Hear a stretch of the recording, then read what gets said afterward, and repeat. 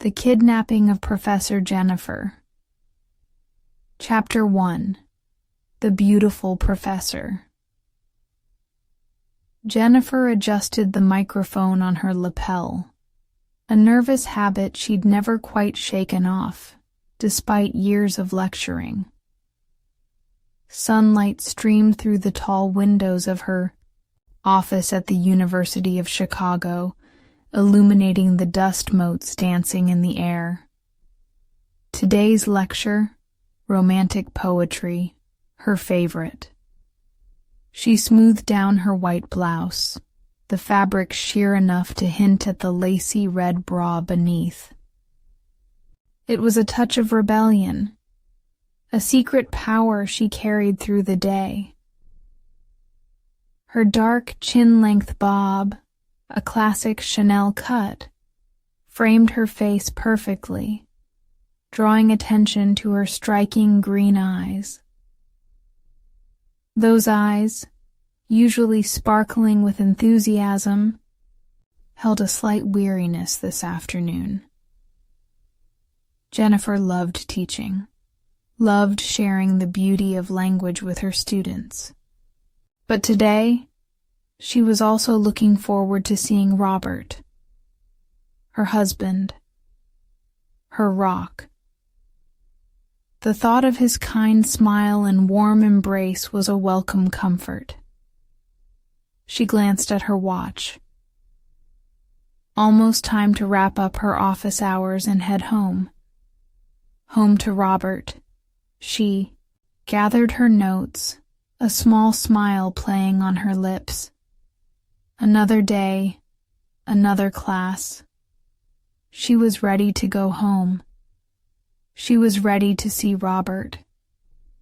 Chapter 2. A Worried Husband. Robert checked his watch again. 6:15 p.m. Jennifer was usually home by now. He glanced at the pot of pasta simmering on the stove, the aroma filling their cozy kitchen. He'd made her favorite, linguine with pesto and shrimp. He knew she'd had a long day. He picked up his phone, hesitating for a moment before scrolling through his contacts. Maybe she was just stuck in traffic. Chicago traffic was notorious, after all. He decided to give her a few more minutes. He started setting the table, carefully placing 2 candles in the center, hoping to surprise her. 5 minutes passed, then 10. Robert's anxiety began to creep in. He tried calling Jennifer again. Still nothing. Just the automated voice telling him her phone was turned off or out of service. He frowned. Jennifer always kept her phone charged. Always. A knot formed in his stomach. He paced the living room, his steps growing faster with each passing minute. He imagined all sorts of scenarios. A flat tire, a fender bender, a sudden illness. But deep down, a more sinister feeling began to take root. Something wasn't right. This wasn't like Jennifer. She would have called. She always called. He ran a hand through his hair, his blue eyes filled with worry. He felt a cold dread wash over him. Where was Jennifer? Why wasn't she answering her phone? He knew, with a certainty that chilled him to the bone, that something terrible had happened. Chapter 3. The Sinister Call. The ringing of the landline sliced through the silence of the apartment, making Robert jump. He stared at the phone, his heart pounding in his chest. He didn't recognize the number. He hesitated for a moment, then snatched up the receiver. "Hello?" he said, his voice barely a whisper. A raspy voice crackled on the other end. "Robert?" Robert's breath hitched. "Who is this? What do you want?" "We have your wife. Jennifer is with us.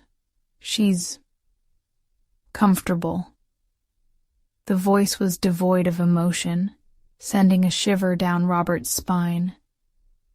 "Jennifer, let me speak." "To her, please!" Robert pleaded, his voice cracking. "That won't be possible. If you want to see her again, you'll listen very carefully. We want $1 million. Unmarked bills. No police. Understand?" Robert's mind raced. $1 million? Where would he get that kind of money? I don't have that kind of money. Please, you have the wrong person." The voice chuckled, a chilling sound that echoed in Robert's ear. "We know who you are, Doctor. We know about your beautiful wife. We know everything. Don't play games with us. We're watching you. Please don't hurt her. I'll do anything. Just tell me what you want." Robert's voice was thick with tears. "Instructions will follow. Be ready. And remember, one wrong move, and Jennifer pays the price." The line went dead, leaving Robert standing there, the phone clattering to the floor. He was paralyzed with fear. Jennifer was in danger, and it was all his fault. He had to get her back. He had to save her. Chapter 4. Calling the police. Robert stood frozen for what felt like an eternity, the dial tone buzzing in his ear. The weight of the kidnapper's words crushed him. No police. But how could he possibly get $1 million on his own? He was a doctor, not a magician. He knew deep down that he needed help. He needed the police. But the thought of jeopardizing Jennifer's safety made his blood run cold. He wrestled with his conscience, pacing the floor like a caged animal. Every second that passed felt like an eternity. He imagined Jennifer, scared and alone, at the mercy of these ruthless criminals. He couldn't risk it. He had to try something. With trembling hands, he picked up the phone again and dialed 911. He had to be careful. He couldn't reveal too much. "Hello? I need to report a missing person. My wife, she didn't come home from work." His voice wavered, betraying his fear. The operator's voice was calm and reassuring. "Okay, sir. Please tell me your name and your wife's name." Robert hesitated. "My name is Robert. My wife is Jennifer. Jennifer Miller." He used her maiden name, hoping to buy himself some time. "And what is your address, sir?" He gave the operator their address, his heart pounding in his chest. He knew he was playing a dangerous game, but he had no choice. He had to get help. He had to save Jennifer. Within minutes, 2 uniformed officers arrived at his apartment. Their presence, while reassuring, only amplified his fear. He knew he had to tell them the truth, or at least a version of it. He just hoped it wouldn't be too late. Chapter 5. Detective Michael. Detective Michael O'Connell, a man weathered by years on the Chicago police force, arrived at Robert's apartment. His eyes, sharp and observant, took in the scene. The distraught husband, the two uniformed officers, the half-eaten meal on the stove. He could smell the fear in the air. He pulled Robert aside, his voice low and steady. "Mr. Miller, I understand your wife is missing. Can you tell me everything that happened from the beginning?" Robert, his voice trembling, recounted the events of the day, omitting the details of the ransom call. He explained Jennifer's routine, her disappearance, his growing anxiety. He painted a picture of a loving wife and a happy marriage, hoping to sway the detective's perception. Detective O'Connell listened patiently, his expression unreadable. He asked probing questions, searching for inconsistencies in Robert's story. He noticed the sweat beading on Robert's forehead, the nervous fidgeting of his hands. Something wasn't adding up. "Mr. Miller," he said, his voice firm, "are you holding anything back? Anything at all that could help us find your wife?" Robert hesitated, his eyes darting around the room. He knew he couldn't keep the truth hidden for long, but the thought of jeopardizing Jennifer's life paralyzed him. He decided to reveal a carefully crafted version of the events, hoping it would be enough. "There was a strange call earlier," he confessed, his voice barely above a whisper. Someone said they saw Jennifer get into a black car near the university. They didn't say anything else. Detective O'Connell's eyes narrowed. He didn't believe him, but he decided to play along for now. "A black car, you say? Did they get a license plate number? Any description of the car or the driver?" Robert shook his head, his face pale. "No. They just hung up." Detective O'Connell sighed. He knew this case was going to be complicated, and he had a feeling that Robert was hiding something big. Chapter 6. The Captivity. Jennifer shivered, despite the threadbare blanket draped over her shoulders. The room was cold and damp, the air thick with the smell of mildew and dust. She was tied to a rickety wooden chair, her wrists chafing against the rough rope. The single window, boarded up and covered with a heavy tarp, offered no glimpse of the outside world. She tried to remember everything she had seen, everything she had heard, since being abducted.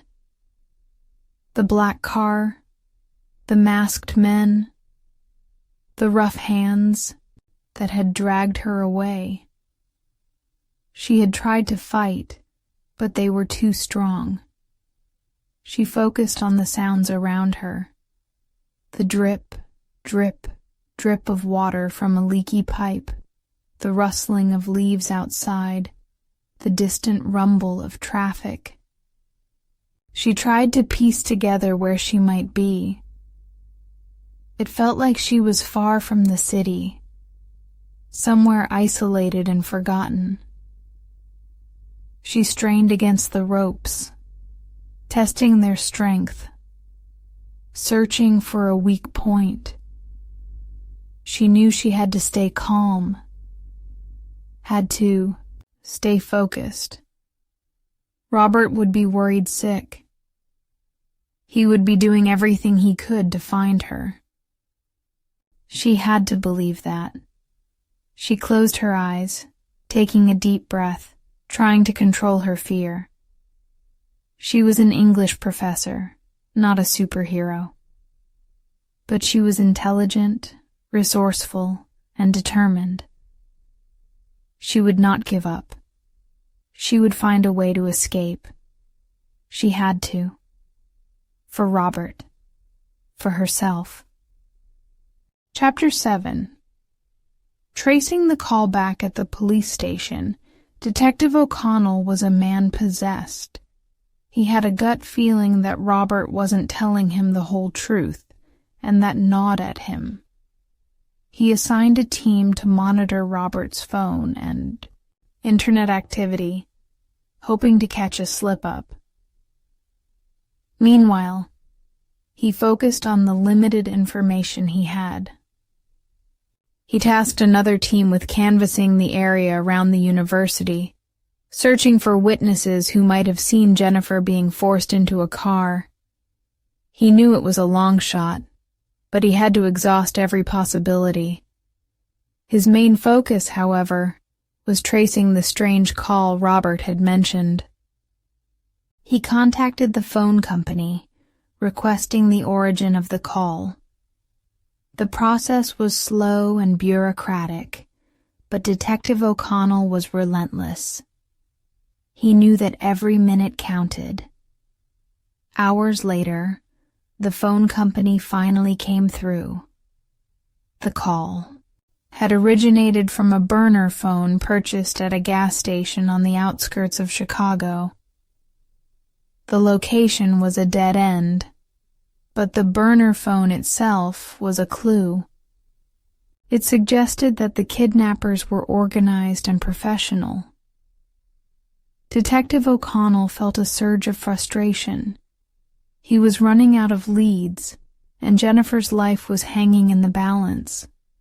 He needed a break in the case, and he needed it fast. He stared at the map of Chicago on his wall, his mind racing, searching for a connection, a pattern, anything that could lead him to Jennifer. He knew somewhere deep down that the key to finding her lay hidden in the secrets Robert was keeping. Chapter 8. Robert's Dilemma. Robert sat alone in his living room, the silence broken only by the ticking of the grandfather clock in the hallway. He was a prisoner in his own home, trapped between his fear for Jennifer and his distrust of the police. He knew Detective O'Connell suspected him, and he couldn't blame him. He was lying after all. He replayed the kidnapper's instructions in his head. $1 million. No police. He knew he couldn't get that kind of money on his own. He considered asking his wealthy parents for help, but he feared they would immediately involve the authorities. He thought about emptying his savings account, selling his car, mortgaging his house. But even then, he wouldn't come close to $1 million. He was running out of options, and time was running out even faster. He picked up his phone, his finger hovering over the contact for his best friend, David. David was a lawyer, a sharp and resourceful man. He could offer legal advice, maybe even help him negotiate with the kidnappers. But involving David meant risking exposure, risking Jennifer's life. He closed his eyes, imagining Jennifer's face, her green eyes filled with fear. He couldn't let her down. He had to do something, anything. He decided to take a risk. He would call David, but he would be careful. He would be vague. He would ask for advice, not for help.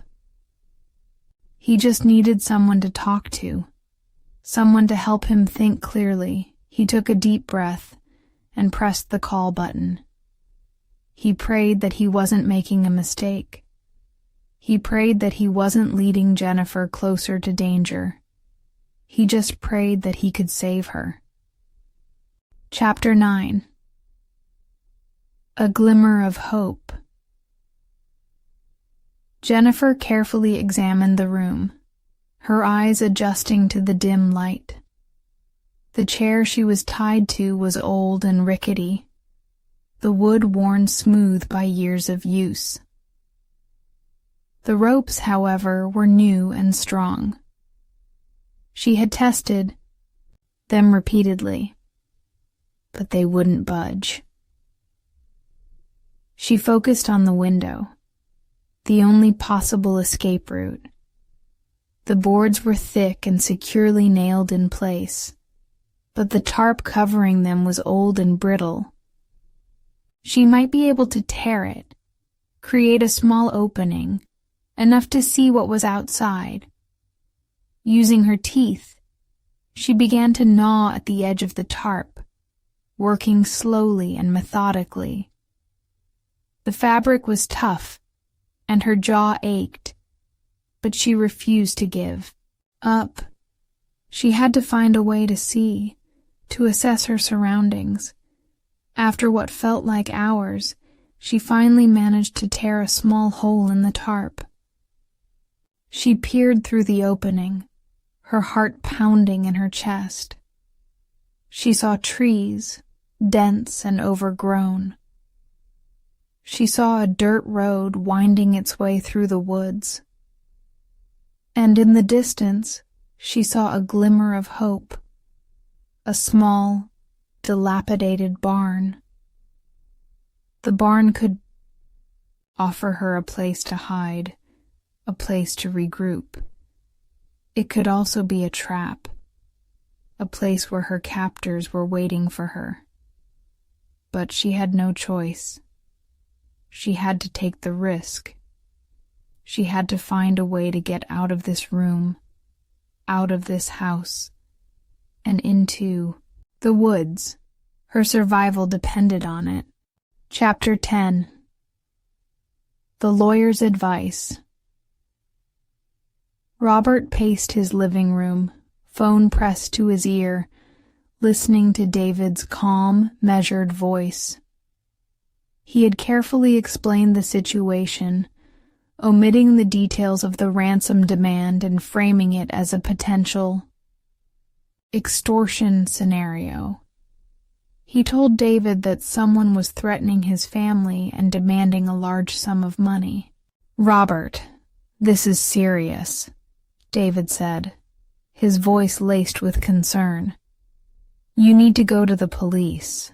This sounds like a professional operation. You're not equipped to handle this on your own." Robert hesitated. "I know, David, but I'm worried about involving the police. I don't want to escalate the situation. I'm afraid they might make things worse." "Robert, you're thinking emotionally, not logically. The police have resources, expertise. They can protect you and your family. Trust me, this is the right thing to do." David paused, then continued, his voice softening. "Look, I understand your hesitation, but you need to think about Jennifer. What would she want you to do? Would she want you to risk everything trying to handle this on your own?" Robert closed his eyes, picturing Jennifer's face. He knew David was right.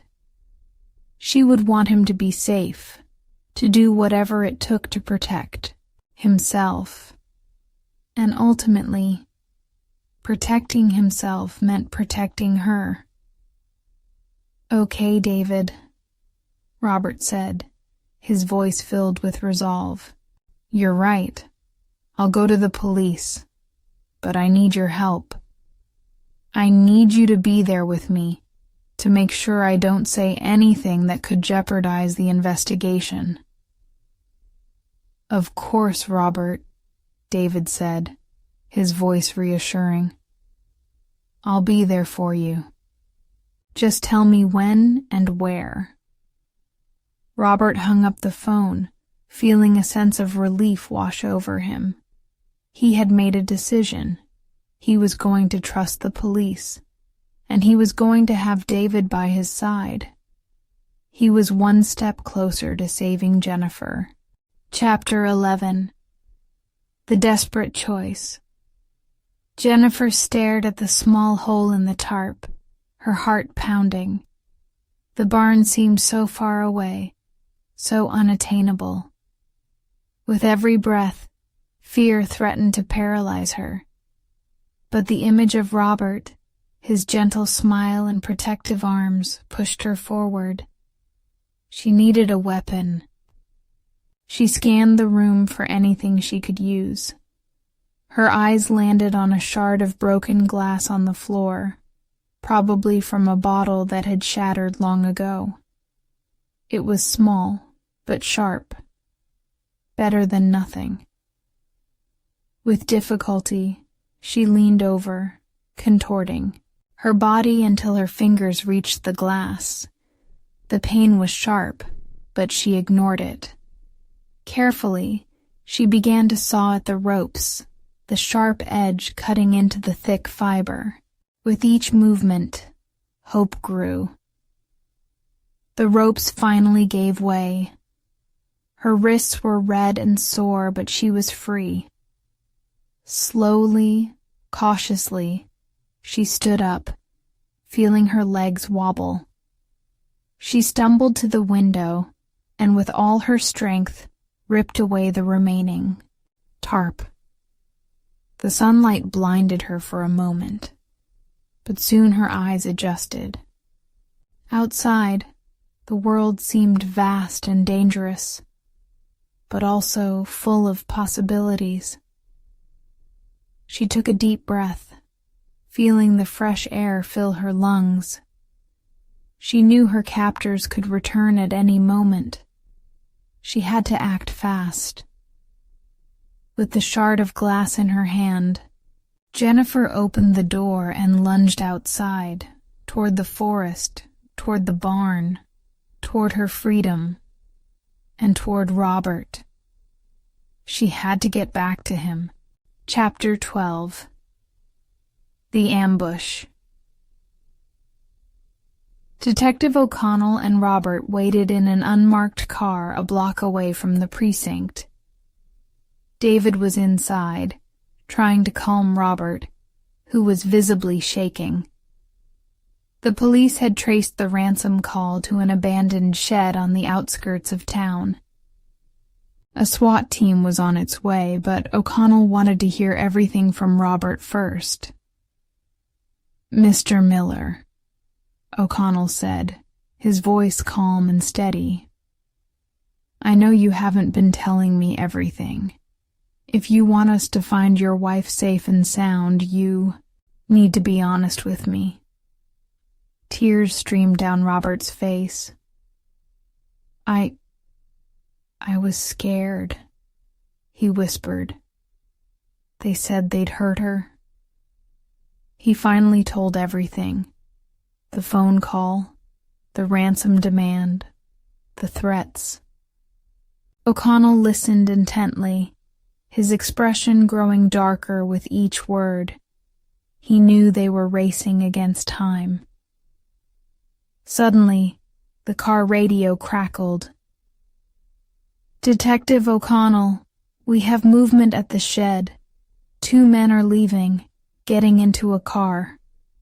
O'Connell acted fast. "Block the road. Don't let them get away." The unmarked car sped off, following the kidnapper's vehicle. A high-speed chase ensued, winding through the rural roads. Robert was pale and silent, clutching David's arm. Suddenly, the kidnapper's car slammed on its brakes, turning onto a dirt road that led into the forest. O'Connell knew they were driving into a trap. "We're going after them," he said, his voice tense. "But stay alert. They're prepared." As they approached the forest, gunshots echoed through the trees. O'Connell swerved the car, shielding Robert and David. The battle had begun, and Jennifer's life hung in the balance. Chapter 13. Reunion. Jennifer ran through the forest, adrenaline fueling her movements. She heard the gunshots in the distance, and her heart leaped into her throat. Robert. He had to be involved. She had to get to him. She tripped and fell, scraping her knee. The pain was excruciating, but she pushed herself up again, determined to keep going. She needed to find Robert. Finally, she reached the barn. The door was slightly ajar, and hesitantly, she peered inside. It was empty. But then she heard a faint sound, a muffled groan coming from upstairs. Cautiously, she climbed the wooden stairs, creaking under her weight. In the attic, she found one of the kidnappers, lying on the floor, bleeding. He glared at her with hatred. "You're not getting away," he snarled.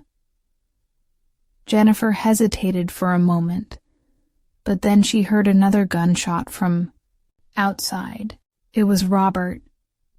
She needed to get to him. She ignored the kidnapper and ran to the window. Down below, she saw Robert, pinned behind the car, exchanging fire with the other kidnapper. She screamed his name, but he didn't hear her. Without thinking, she grabbed a loose plank from the floor and hurled it out the window, striking the kidnapper in the head.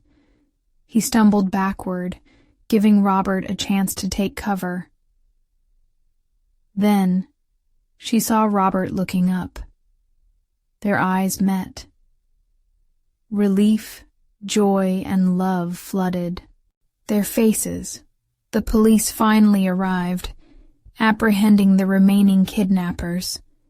Robert ran to her, engulfing her in a tight embrace. "I was so worried," he whispered, tears streaming down his face. "I'm okay," she said, holding him close. "I'm here now." And in that embrace, amidst the chaos and destruction, they found peace. They were together, safe, and nothing else mattered.